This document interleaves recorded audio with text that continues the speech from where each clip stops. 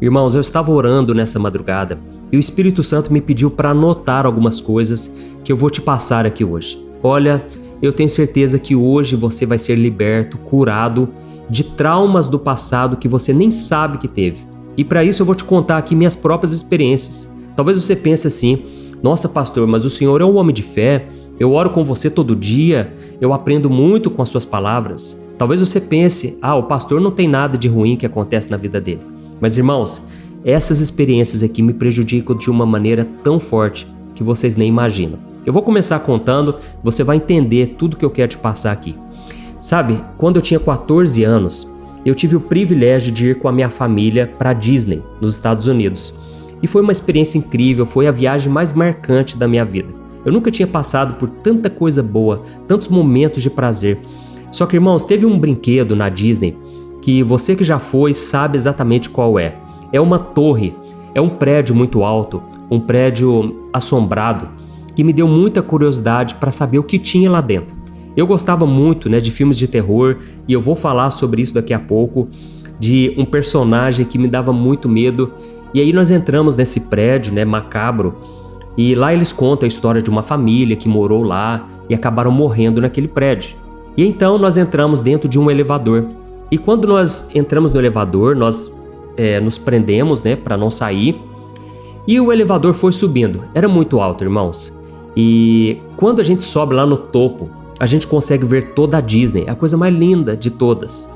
E eu estava maravilhado, achando tudo aquilo muito legal. Só que de repente, irmãos, vocês não vão acreditar.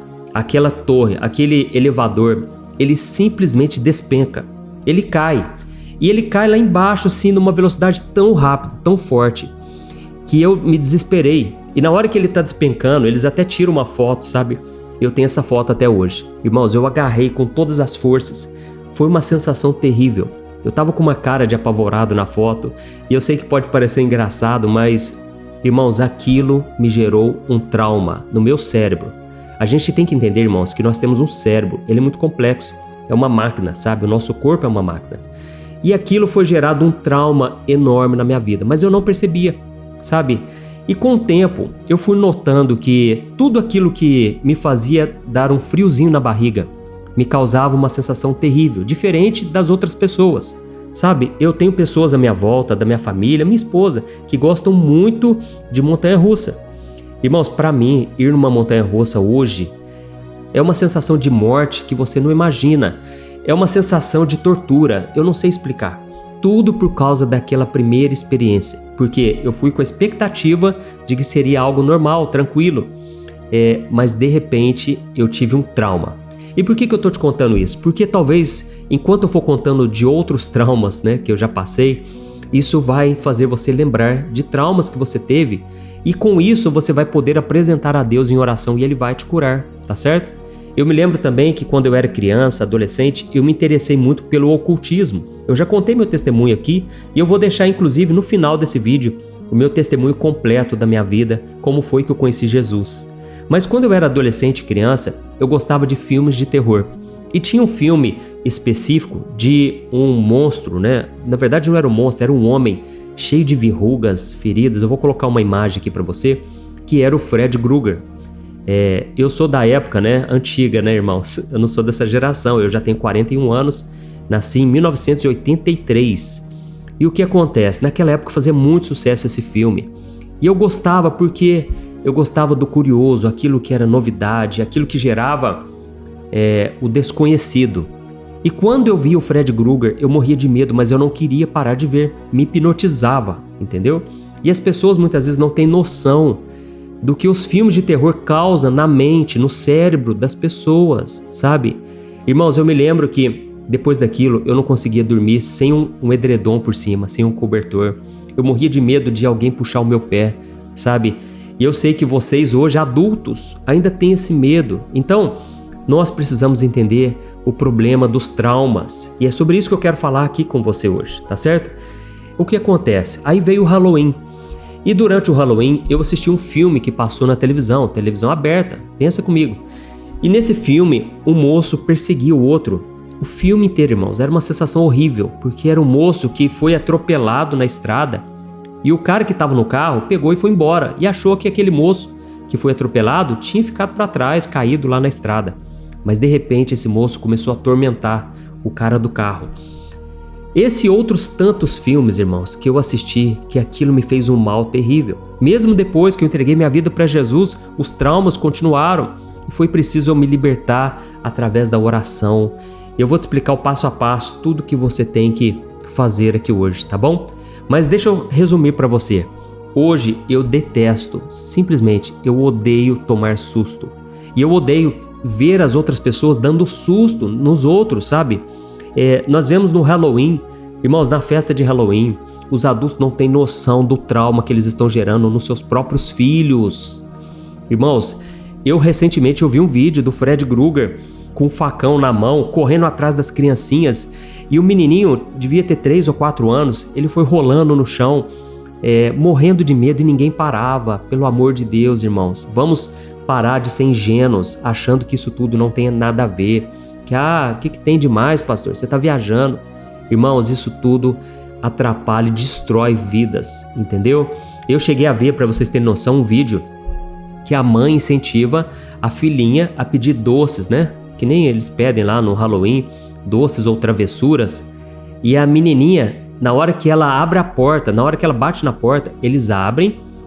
Irmãos, é uma cena assustadora. Tinha uma pessoa caída no chão, toda ensanguentada, e 2 pessoas lá com facão na mão. E a mãe incentivando, vai lá, pega a balinha. Irmãos, era uma cena terrível. Então isso tudo mexe muito comigo, porque eu sei o mal que isso causa nas nossas vidas. Você que é pai, não deixe os seus filhos assistirem filmes de terror, tá bom? Você também que já tem esse conhecimento agora, não fique assistindo isso. Você está atraindo maldição para sua casa, para sua família. Irmãos, eu tenho certeza, espíritos malignos me rodeavam na minha adolescência inteira. E hoje eu consigo entender claramente que muito disso era por causa dos filmes que eu assistia, das músicas que eu ouvia. Então tudo isso influencia bastante, tá bom? E aí o que acontece? Eu percebo que muitos têm traumas de diversas maneiras. Muitos foram abusados lá atrás, não se fala muito disso. Inclusive, se eu falar essa palavra o tempo todo aqui, o YouTube vai me bloquear. Porque não é algo que as pessoas costumam falar, é muito censurado hoje em dia, as pessoas não levam a sério. Mas tem pessoas que foram tocadas na sua intimidade, em coisas simples, mas que hoje na vida adulta atrapalham absurdamente, principalmente no seu relacionamento com seu cônjuge. Mulheres que não se entregam aos seus maridos, têm medo, têm vergonha, acham que isso é sujo. Maridos que também não conseguem ter ereção com a sua esposa.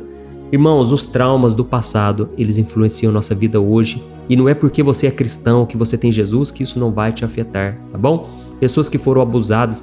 Eu me lembro, irmãos, eu fui uma vez na casa de uma pessoa orar por uma mulher e o filho dela, ele tinha sido abusado pelo padre. E a família toda católica colocou toda a esperança, toda a confiança naquele líder espiritual. E ele acabou tocando no filho. Irmãos, o menino, ele não queria sair do quarto, não queria comer. Ele não queria ir lá receber uma oração na hora que eu fiz, sabe?